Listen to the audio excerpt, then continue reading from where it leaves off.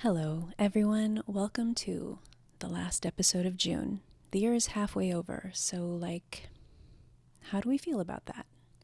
How do we feel about how things have shaped up thus far? Are we feeling like we are happy with the direction that we're headed? Do we feel like maybe we need a bit of a course correction? Well, if so, this is a good time for that. We have 26 weeks left of this year. That's plenty of time to make adjustments and get back on track if we feel like we've diverged a bit from what we intended to accomplish this year. So, if that's the case, maybe we can consider that. Maybe just give a little thought to what our goals and intentions were for this year at the beginning of the year. Dig out those journals and see what we've already ticked off the list and what still remains. There's a lot of year left, and we can absolutely finish strong. Now, I will get into our discussion for the day, but first, an email. Hi, Eli. I am a new listener to your podcast, and let me tell you, it's exactly the kind of inspiration and joy that I needed in my life right now. I'm still catching up, but I did have a question about the deities episode. I've never worked closely with a deity. My fear and self-doubt have always been in the way. But on to my question. I've been seeing a lot of crows near my house lately. We've lived here for a couple years, and I've never seen them before.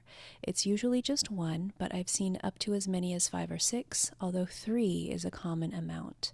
I've looked up crow signs, but they don't seem clear, as there are always varying amounts of birds at any given time. Then I started to feel like it might be a deity trying to reach me. I did some research, and I have a very strong feeling it's the Morrigan, trying to offer her help and support in my personal health battle. I don't do things lightly or without massive amounts of research and preparation, and I've been trying to research her when I can. I'm terrified I'm wrong, and I might accidentally piss her off if I call on her and she wasn't trying to talk to me. Or I might upset her because I'm not responding fast enough. Is there any advice you can give me to help me feel worthy and help me reach out? I'm worried about leaving things on my altar as offerings because I have 3 cats who like to walk all over it. So it's hard to have an altar in general. Thank you so much for everything you do, and I'm excited to catch up on the rest of the episodes. This is a question that I get frequently, not specifically in regards to the Morrigan, but in general, anytime a witch thinks that maybe a deity is trying to get their attention. And so I'll say what I told this witch, but bear in mind, this applies across the board to almost all deities. There's always so much to consider when working with a deity, but especially one as fearsome as the Morrigan. And first things first, forget about feeling any doubt about whether you're really being called to acknowledge her. When it comes to any deity, but especially the Morrigan, if you're feeling like maybe she's communicating with you, she's communicating with you. The Morrigan in particular doesn't do anything by halves. Secondly, as to those feelings of unworthiness, something I always try to convey to folks is that if it weren't for imperfect people, deities would have no followers at all. We can't imagine that we need to already have learned all of her lessons before we can approach her. Because if you already knew everything, you wouldn't need her. The whole reason she's making herself known to you is because she feels that she has something to teach you. Third, be ready for some tough love when a deity wants to work with you.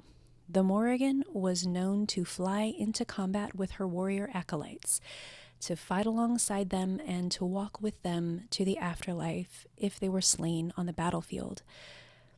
She fought with them, but she did not fight the battles for them. So if she's approaching you, it's because she wants to help you become stronger and to feel victory in whatever areas of your life you need her strength.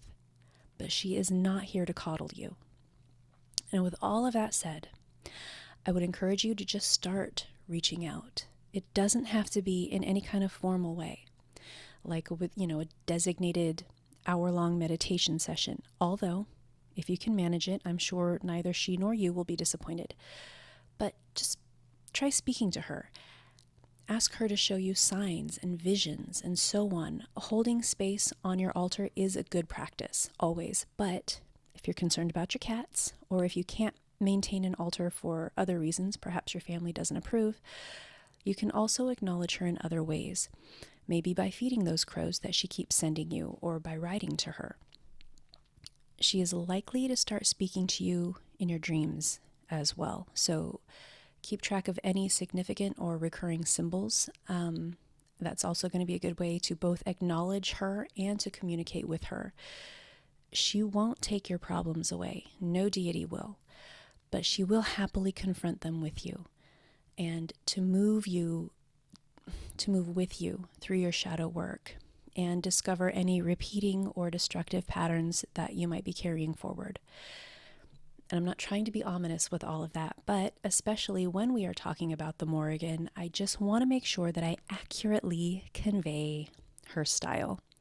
And I really want to make sure that you feel completely worthy of working with her. These deities like to be acknowledged. They like to be remembered. And working with them is transactional. We give them tributes in various ways, and they give us wisdom. And I feel like she has so much to give you, and you have so much to give her in return. So thank you for that question. Please proceed with confidence. And as always, you can email me anytime at eli@middleagedwitch.com or find me on social media at middleagedwitch, or check out the website at middleagedwitch.com. Now, today we are going to talk about lunar stations in astrology. And just as a matter of clarification, these are also known as mansions of the moon, or lunar mansions, or lunar houses. So if you ever hear any of those terms in the future, just understand that they're all talking about the same thing. All of those terms are interchangeable. This topic was suggested by a witch called Kim, and I'm excited to get to it because it's another one of those more obscure but really cool subjects that we don't hear too much about on witch social media. And this is an old concept. This is as old as the Babylonians, the ancient Egyptians, the ancient Greeks. This concept was known in ancient India. It's found in Chinese astrology, Arabic astrology, and so on. And the Cliff's Notes version is that the zodiac is divided into 18 stations or mansions relative to the vernal equinox point.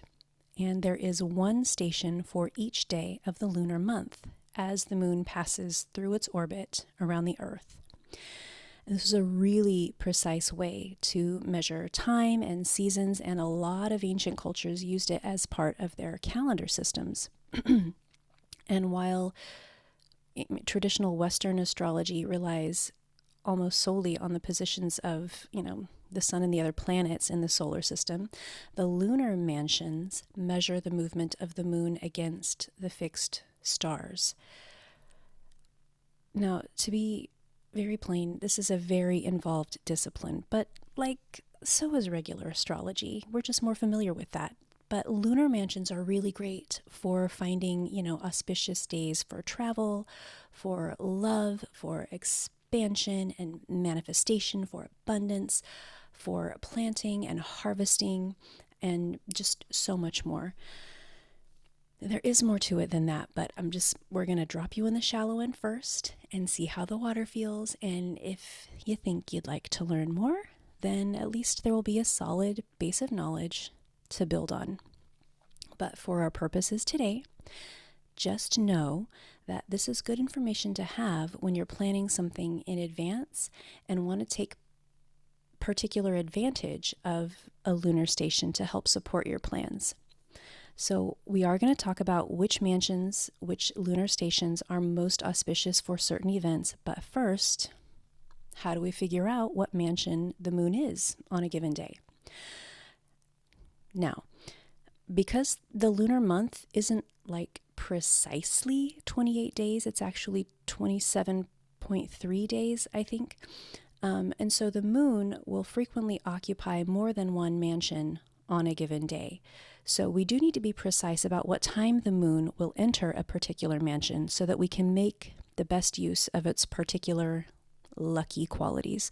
So, for example, today, the day of this recording, Wednesday, June 28th, 2023. The current time is 4:28 p.m. and I'm in the Pacific time zone. Now, I already Googled it ahead of time because I am happy to admit that I do not calculate this information longhand. But I happen to know, because I Googled it, that the moon will enter the 18th mansion in just over an hour at 5:48 p.m. Pacific time.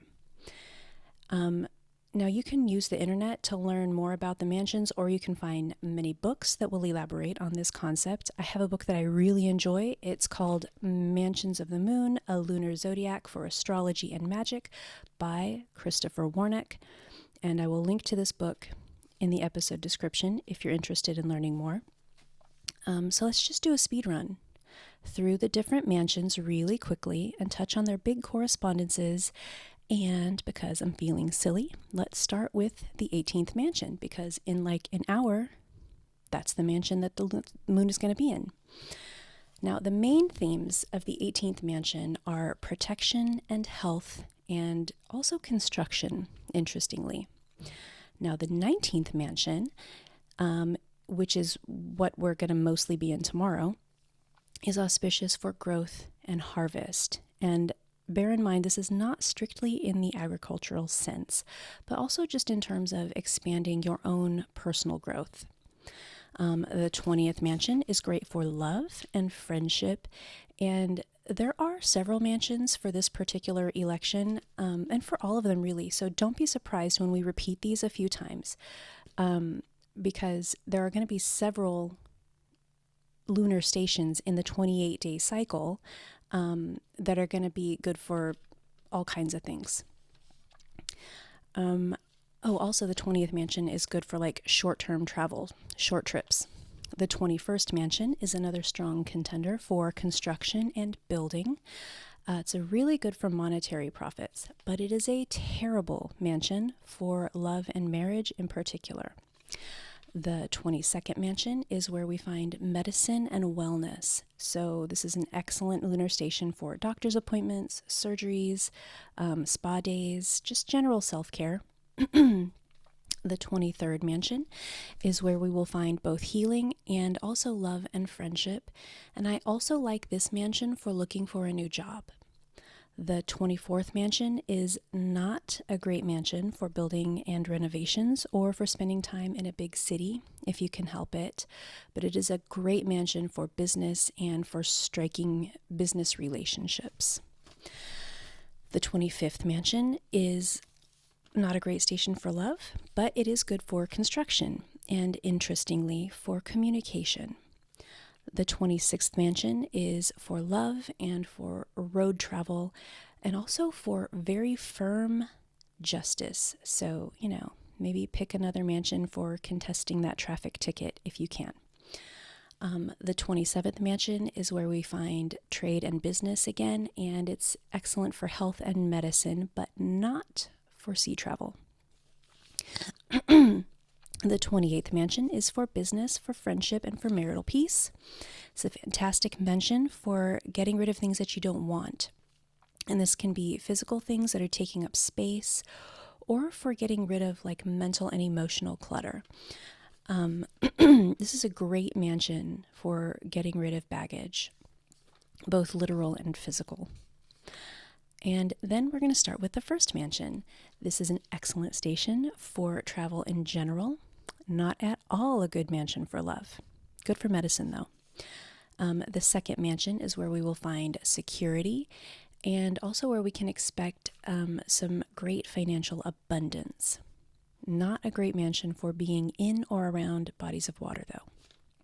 The third mansion is for love, security, alchemy, fire magic, and sex magic. Love the third mansion. And the fourth mansion is kind of a crappy one for love, and also not great for spending time in the city. The fifth mansion is lovely for art and creativity and for performance and for travel. Sixth mansion is a pretty lucky station for just about everything: love, travel, business, friendship, construction. It's also a great day for vengeance. Not a great mansion for medicine, though. The 7th mansion is another good one that's going to be very auspicious for business and trade and love and friendship. This is a great station for profit and for asking for a raise. The 8th mansion is a really fortunate station in general, travel, love, security, getting rid of pests, like literal pests, and just also people in your sphere who maybe do not have your best interests at heart. The 9th mansion is not super lucky. I would not choose to engage in travel in this mansion if I could help it. I would also avoid starting new businesses, and I would avoid difficult discussions with friends or loved ones in this one and in the 9th station. The 10th station, however, excellent for love and friendship and also for developing business relationships. The 11th mansion, going to be good for business and construction. And just remember that when we say construction, we're talking about creation in general. This can be building anything, a new business, a new relationship, a new workout routine, and so on. The 12th mansion is for love and security, but not for sea travel. 13th mansion, really auspicious for business and trade. This is another mansion that's lucky for construction and for growth and expansion. The 14th mansion is lucky for travel, lucky for love, lucky for health and medicine, not lucky for crops, and not lucky at all for growth in general. The 15th mansion is another station that is not going to do your personal relationships any favors, and it's not a great day for travel either, so maybe take that into consideration when developing vacation plans. 16th mansion, great for freedom, terrible for relationships, which makes it a wonderful day for telling someone what you really think of them and maybe ending that toxic relationship once and for all. And then finally, the 17th mansion is an excellent station for forging new friendships. So it's a great day for protection and a wonderful day for construction. So that's like super fast crash course through all 28 of the mansions. I know that we kind of blew right through these, but this is why we have written transcripts of all these episodes on the website, middleagedwitch.com. There's a lot of information and a lot to think about. And, yes, it's not practical to set all of our appointments according to the mansions of the moon. We can really use this information to our advantage for the more important stuff that comes up in our lives. It really is as simple as a Google search to find out what station the moon will be in on a given day when we are making travel plans or wedding plans or business plans. And we can just give ourselves the odds when we're making big decisions and setting important dates. And I'm also going to just have a link in the episode description with the site that I use to just check what station the moon is in at a given time, and you can also project it into the future. You can find out what station the moon will be in on a particular day. So I hope this has been helpful. I hope you'll have a lovely weekend, and we will talk next week. My name is Eli Rowe, and this has been the Middle-Aged Witch Podcast.